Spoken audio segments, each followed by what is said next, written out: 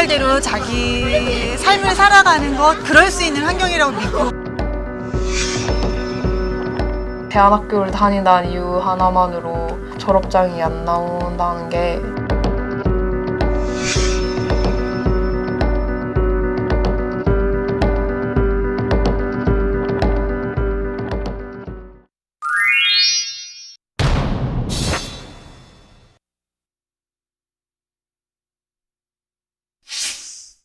(3월) 새학기 또 새학년을 맞아서 이제 저도 드디어 학부모가 됐거든요. 아직까지 이제 저희 딸은 책가방 메고 실내 아주머니 들고 학교 가는 거 그렇게 좋아해요. 이렇게 가는 거 보면 참 좀만 지나보세요. 대견하기도 하면서 네. 아유 이제 너도 고생문이 열렸구나 하는 좀 짠한 마음이 들고 하는데. 근데 사실 경쟁이라고 하는 게 애들이 경쟁이 아니라 학부모들의 욕심에서 나오는 경쟁이에요. 제가 보면 아유. 대부분이 그래요. 초등학생 저학년, 특히나 저학년 때 혹은 유아기 때는 그냥 그래 신나게 노는 게 공부다 이렇게 이야기해주고 싶지만 실상은 아니라고 하는데 이야기 들어보셨죠? 늘 고민하고 하는 문제인데 이게 뭐 몇십 년 된 문제잖아요. 교육이 좀 변해야 되는데 우리는 점점 더 심해지는 것 같아요, 경쟁이.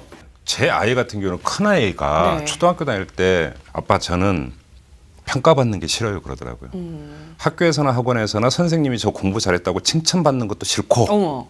못했다고 욕하는 것도 싫대요. 그냥 내버려뒀으면 좋겠대요. 이야. 자기는 조용히 살고 싶대요. 그러면서 아 얘가 이 경쟁에서 낙오를 한 게 아니라 탈경쟁을 지금 지향을 하고 있구나. 그러니까 이 교육도 보면 우리가 목표를 너무 되지 않는 거를 설정해가지고 그 싸움을 시키는 것 같아요. 네, 그래서 말하자면 처음부터 이쪽 길로 갔으면 이 사람은 굉장히 우수한 사람인데 우선 1차적인 목표가 고시에 패스하는 거, 의사 변호사 되는 거. 궁극적으로는 그런 뭐 사회 가치관이나 이제 구조 같은 것을 바꾸는 노력을 다 같이 해가야 되는데 그게 쉽지가 않단 말이죠. 그렇죠. 예. 내 아들까지는 우선 이 목표대로 하고 그렇죠. 그다음에 남의 집 아들이 이거 그 자리가 나오는 해주든지 게 말든지. 그리고 이제 경쟁이 우리 사회의 경쟁이 가장 공정한 경쟁이 이루어지는 게 그래도 학교다. 학교는 어쨌든 사교육을 받든 뭐하든 시험 점수 자체는 공정하기 때문에 더 이제 교육에 그렇죠. 그래서 이제 판가름이 날 수밖에 없기 때문에 교육에 매달릴 수밖에 없는 이런 게 자꾸 악순환이 되고 있습니다. 네, 그래서 어쨌든 공교육의 현실이 경쟁이잖아요. 그 안에서 우리 아이들 행복해 보이지 않다는 거는 이제 부모들은 다 느끼고 있는 바. 그래서 그러면 좀 즐겁게 공부할 수 있는 곳 생각하는 곳이 대안학교가 있을 수 있단 말이죠. 예. 저도 사실은 지금 심각하게 대안학교를 한번 보내볼까. 그래서 이제 그 인터넷 검색도 많이 해보고 어느 학교가 있는지, 네. 그다음에 이제 교육 과정이 어떻게 되는 건지. 사실 지금 계속 그게 저한테는 현재 진행형이에요. 그래서 지금 사실 저도 그 이 대안학교에 대해서 지금 심각하게 검토를 하고 있고 알아보고 있기 때문에 오늘도 한번 이 방송이 좀 많이 저한테도 좀 도움이 되지 않을까. 그러면 지금 보시는 그 화면 통해서 조금 네, 정보를 얻어보셔도 좋을 것 같아요. 저희가 대안학교 그곳 분위기는 또 어떤지 그 대표적인 대안학교로 가는 우리 지역의 대안학교를 한번 찾아가 봤습니다. 그 화면 보고 오겠습니다. 충남 금산의 한 대안학교. 오늘은 이 학교에 입학식이 있는 날입니다.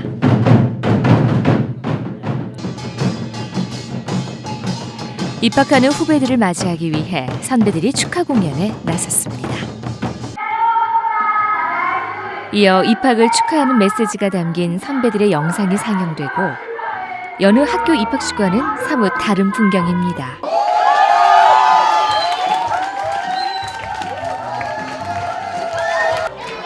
새로운 가족을 맞이하는 날이라 그런지 주인공인 후배들보다도 선배들이 더 신이 났습니다. 안녕하세요. 저는 김연범이고요. 저희 가족은 4식구입니다.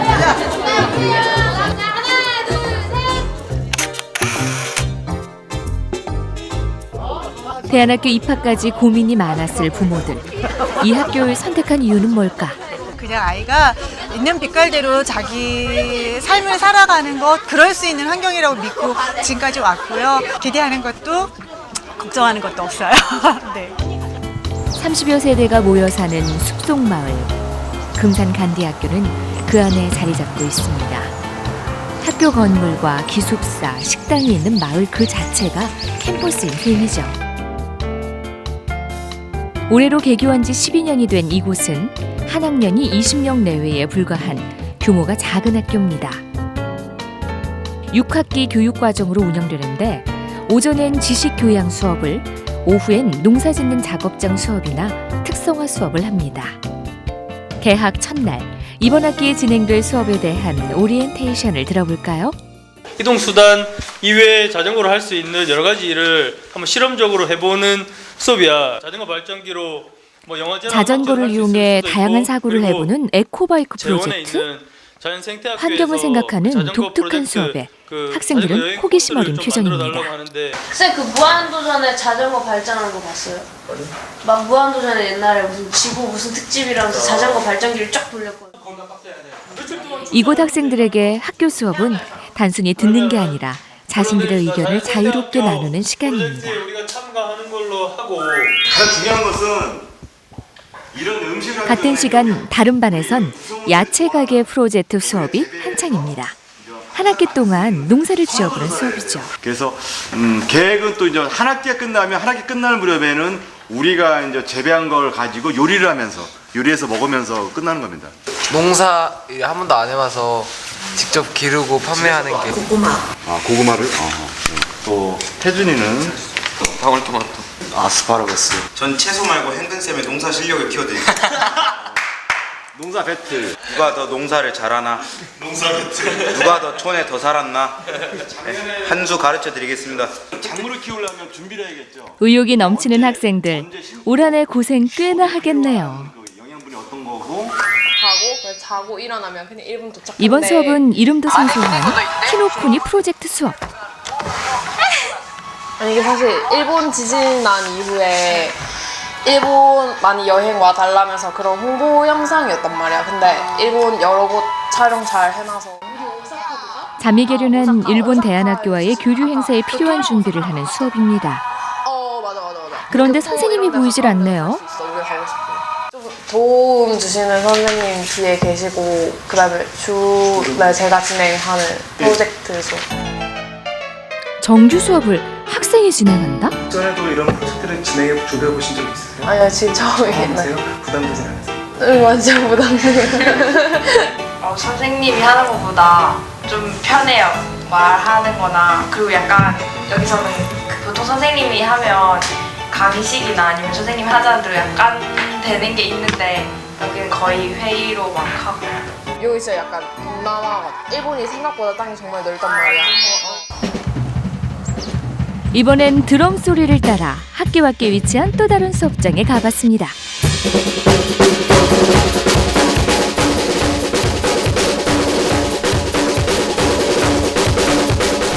여기 검지하고 엄지 있지. 이런 모양으로 잡아주면 돼. 이런 모양으로. 학생들의 표정이 사뭇 진지합니다. 이번엔 학생의 시범. 그간 열심히 닦아온 드럼 실력을 친구들 앞에서 뽐내봅니다.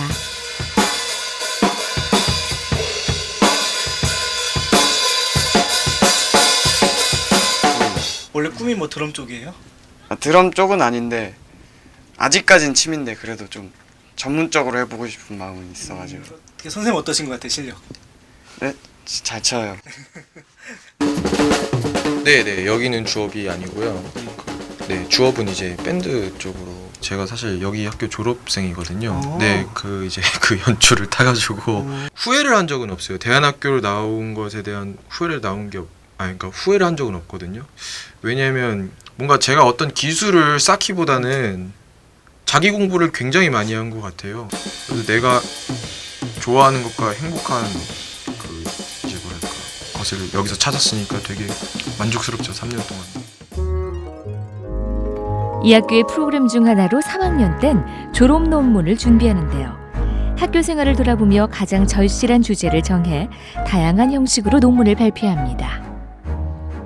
한 학생은 게임의 긍정성을 주제로 삼아 직접 게임 개발까지 완성해냈었고, 패션의 건축 디자인을 접목해 디자인에서 제작까지 스스로 해낸 학생도 있었습니다. 그러니까 아이들이 자기가 좋아하는 걸 찾아내면 이렇게 열정적으로 하더라고요. 고등학생 때부터 직접 프로젝트를 준비하고 더 배우고 싶은 분야를 스스로 선택해 탐구하는 학생들. 700여 킬로미터를 걷는 국토순례를 통해 후연지기를 기르고 해외 탐방과 봉사활동을 하는 사이 학생들은 자연스레 간디의 교육 이념을 실천합니다.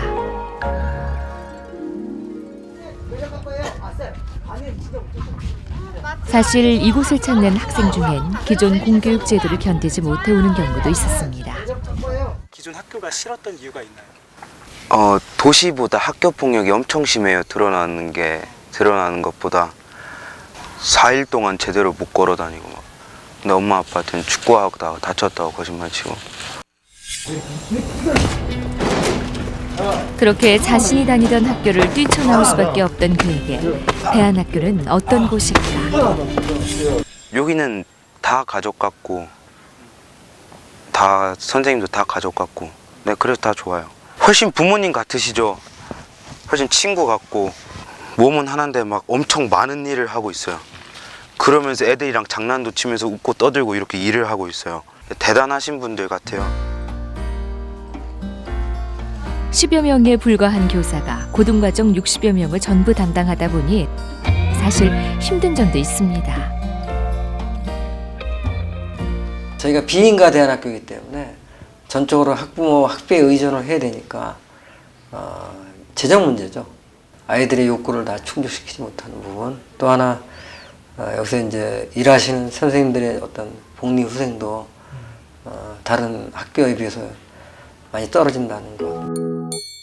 때론 지치고 힘들지만 함께 지내며 느끼는 기쁨과 참교육을 전한다는 사명감으로 힘을 낸다는 선생님들. 열악한 환경에도 교육청의 인가와 재정 지원을 받지 않는 건 다소 비현실적인 현재의 인가 기준에 맞추기 어렵기 때문인데 결국 그 기준에 맞추다 보면 경쟁을 유발하지 않고 입시 위주의 교육을 하지 않겠다는 대안학교의 교육 이념을 훼손할지도 모른다는 우려도 있습니다. 그게 만약에 통과된다면 뭐 어떤 형태로 될지 모르겠는데 대안학교의 지금 현재 있는 그대로 상태를 인정해 주면서 재정적 지원을 좀 과감하게 해줄 수 있는 그런 법안이 통과되어야 지금 그나마 10몇 년 동안 유지해온 이 대안학교들이 그 뿌리를 내리고 그 다음 단계로 나가지 지금 상황에서 굉장히 열악합니다. 힘들고. 늦은 저녁 시간 학생들은 수업이 끝나 기숙사로 돌아왔습니다. 하지만 이들이 기숙사에서 마냥 쉬기만 하는 건 아닙니다. 올해 일반 학교 기준으로 고3이 된 김시은 학생은 고졸 학력 취득을 위해 검정고시를 준비하고 있습니다. 아쉽긴 하죠. 저희도 똑같은 대한민국 고등학생인데 그냥 대안학교를 다닌다는 이유 하나만으로 졸업장이 안 나온다는 게 좀 불안하기도 했어요. 쟤네는 저렇게 해서 대학 가는데 근데 우리나라가 좀 학력 위주라 해야 되나? 좀 그렇잖아요. 그래서 나도 무슨 대학 이름 날리는 대학 가야 되나? 처음에는 막 그런 생각도 되게 많이 하고. 대안교육, 언제쯤이면 현실적인 한계를 벗어나 당당해질 수 있을까요?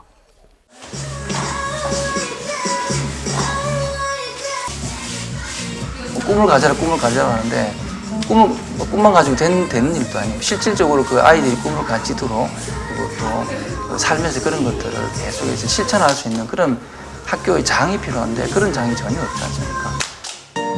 말은 뭐 창의, 인성 이야기하는데 인성이 어디 되고 있습니까? 창의력이 되고 있습니까? 다 말만이지 않습니까? 관료적인 행태 그런 것들을 벗어나지 않으면 똑같죠. 21세기 됐는데 19세기 교육이 여전히 진행하고 있는 거랑 마찬가지인 거죠. 획일적인 공교육보다는 그래도 자율성의 가치를 두고 자유로운 분위기에서 공부를 하겠다는 이제 학생과 학부모들 또 선생님을 만나 뵀는데 한 가지 마음에 걸리는 건 이제 그 학력을 인정받기 위해서 검정고시를 준비해야 된다는 게 인가 비인가 예. 또 미인가 그게 뭔가 좀 궁금하네요.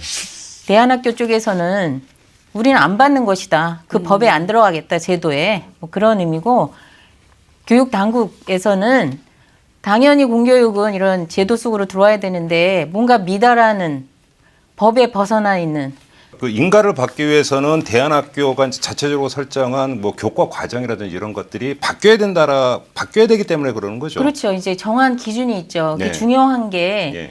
재정 지원을 받느냐 못 받느냐 그렇죠. 문제거든요. 그렇죠. 우리나라는 특히 돈이 얼마라도 들어가면 반드시 통제를 한다는 그런 법칙, 아니 그러니까 예를 법칙이 들어서 있어. 저 인가 문제가 상당히 중요한 게 뭐냐면 아이들이 이제 그 고졸 학력을 갖느냐 안 갖느냐 문제도 있지만 대안학교 운동이 시작이 된 지 제가 알기로 꽤 됐는데 네. 이 과정에서 대안학교가 귀족 학교로 변질되는 경우가 좀 있었어요. 이게 왜냐면 국가에서 이제 그 교육비 지원을 받지 못하고 하다 보니까 결국은 학생 학부모의 그러니까 그 내는 학비에 의존할 수밖에 없는데 학교가 운영되기 위해서는 최소 또 이제 학교에서는 수입이 보장이 돼야 되니까 학비가 올라가는 거란 말이에요.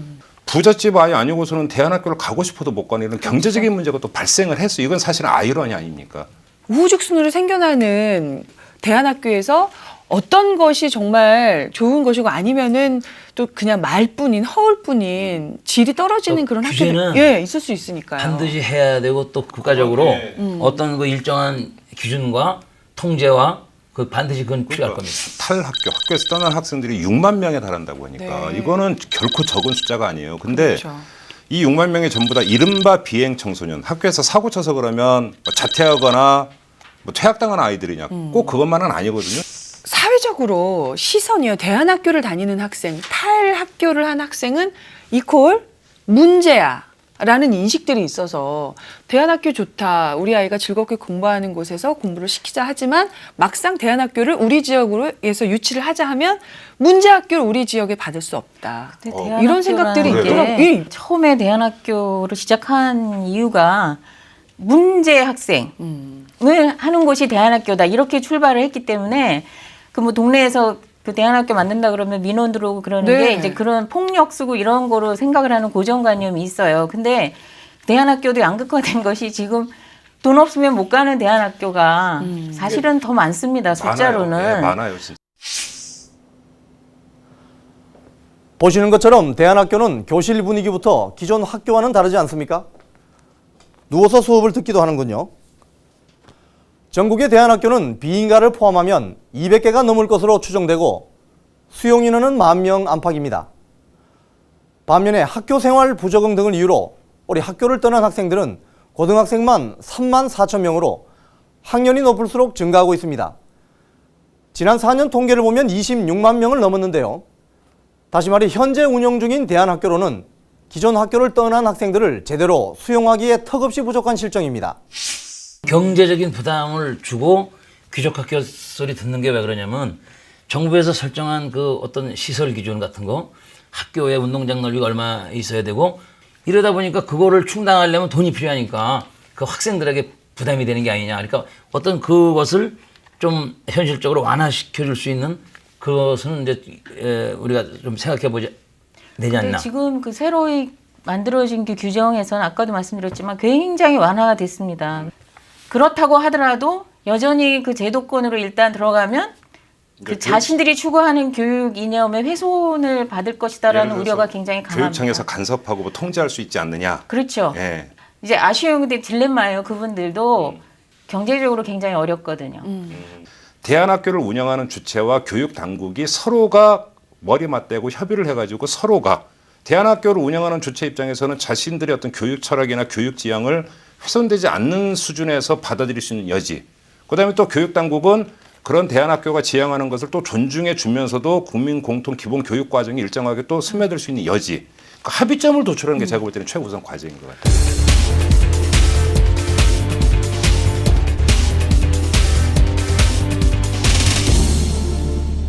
그런데 우리나라의 공교육은 다른 나라에 비하면 더 너무 짜여져 있잖아요. 그쵸. 꽉 짜여 있고 이러니까 거기서 아이들이 옴짝달싹을 못하고 숨을 못 쉬는 이러다 보니까 이게 꼭 비행 이런 문제가 아니라 좀 자유롭고 싶다.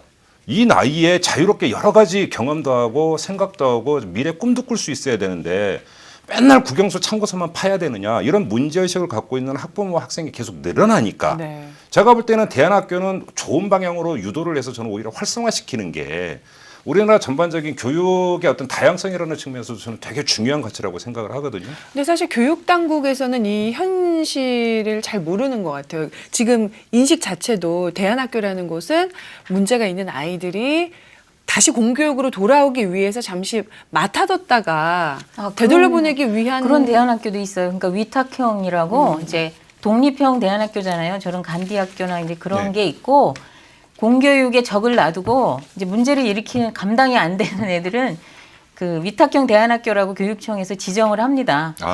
복지관이나 뭐 인근에 이제 교육을 맡을 만한 그런 민간 기관들을 한테 운영비를 줘가지고 이제 그 애들을 글로 보내는 거예요. 적은 그냥 그 학교에 놔두고. 예, 적은 놔두고 졸업장도 여기서 받습니다. 그래서 그것은 학교 선생님들은 그거는 굉장히 필요하다고 생각해요. 그리고 대부분이 공교육의 행정을 하시는 분들은 그런 대안학교는 훨씬 더 많이 만들어져야 되고 이제 수요가 많다. 그러니까 일종의 뭐 나쁘게 얘기하면 밀어내는 거예요, 애들을.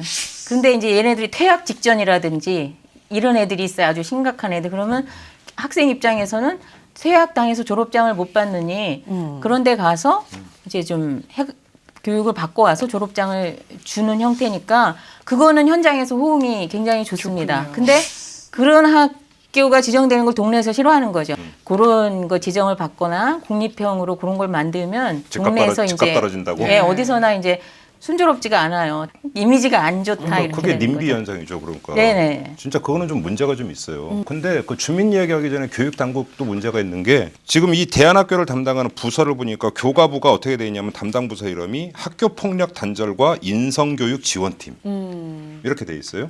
그다음에 교육청 같은 경우는 학생 생활 안정과 생활 지도팀.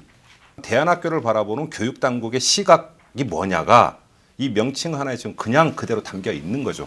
비행이라든지 이런 사고를 친 그 아이들을 위탁받아서 가르치는 그런 대안학교도 있지만 또 한편으로는 정말 자기가 순수하게 이러이러한 것으로 한번 삶을 살아가고 싶고 그래서 그러니까 자발적으로 그러니까 찾아가는 대안학교도 있는데 이런 것까지 그냥 싸잡아서 함께 도매금으로 넘겨버린다. 제가 볼 때는 오히려 일반 국민들 같은 대안학교에 대한 시각이 많이 바뀌었어요. 오히려 그거를 찾는 수요가 많아졌다라는 거니까 그거는 제가 볼 때는 긍정적인 변화라고 봐야 되는 거죠. 오히려 교육 당국이 더 후진적이에요, 사고가. 근데 최종 목표는 대안학교는 공교육에 충격을 줄 수 있어야 돼요. 맞아요, 맞아요. 이제 예. 애들이 자꾸 요즘은 그 예를 들면 밑으로 처지는 애들이 가는 대안학교는 교육 행정하시는 분들 당연시하게 하는 거죠. 그런 애들은 학교 밖에 내보내서라도 문제를 자꾸 일으키니까. 근데 그런 거는 용인이 되지만 위로 튀는 애들, 굉장히 개성이 강하고 주체성이 있어갖고 자기 인생을 계획해서 그거에 맞게 교육을 받으려고 하는 애들은 학교에 적응할 수가 없거든요. 이 제도 교육이 굉장히 획일적이어가지고. 그래서 자발적 중퇴자들이 요즘 많이 놀고 걔네들이 택하는 게 이제 대안학교인데 저런 그 소위 이제 많은 사람들이 선호하는 괜찮은 아이들이 가는 대안학교는 자릿수가 부족하고 돈도 많이 들고 규제를 해서 거길 못 가게 하는 게 아니라 공교육이 변화든지 아니면 교육비를 지원해 주는 거죠. 왜냐하면 중학교까지는 다 의무교육이잖아요. 그래서 대안교육 쪽에서는 어떤 주장을 하냐 하면 그리고 실제로 미국 같은 경우는 홈스쿨링을 하더라도 중학교까지 의무교육만 1인당 그 교육비가 있지 않습니까? 그거는 반드시 공교육 학교에 가는 애만이 아니라 국민으로서 당연히 그거는 그 세금으로서 해주는 거니까 그거 달라는 거예요. 그렇죠. 의무교육이 있잖아요. 예. 민주국가에서 내가 받고 싶은 교육은 내가 선택한다. 학부모나 학생은 그래서 심지어는 홈스쿨링까지 나오는 거 아닙니까? 네. 자녀를 학교에 보내지 않고 집에서 홈스쿨링을 하면서 대안교육을 실천하는 경우도 있습니다. 엄마가 직접 동화책을 읽어주고 함께 요리를 하는 맞춤 교육입니다. 그 교육 당국이 좀 발상을 조금만 바꾸면 이래서 이제 폐교된 학교 되게 많잖아요. 그죠? 그러니까 폐교된 학교는 그러니까 그 많은데 차라리 그거를 대안학교를 운영할 주체가 있다면 빌려주고 마음껏 써라. 그래서 여기서 대안학교 운영하면 또 그 마을에 또 사람들이 올 거 아닙니까? 그러면 서로 좋을 것 같은데 왜 이런 발상이 안 될까요, 이게? 도시에도 우리 인근 도시에도 대안학교가 있더라고요. 예. 그래서 저희가 한번 그곳을 찾아가 봤습니다. 화면 함께 보시죠. 대전 도심의 한 미인가 대안학교. 급식실이 학생들의 요리 실습으로 떠들썩합니다.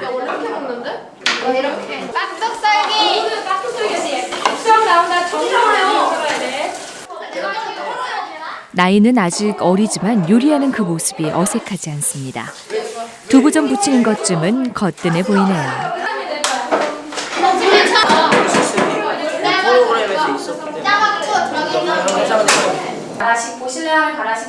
바로 옆 교실에서는 초등학생들의 토론 수업이 한창입니다.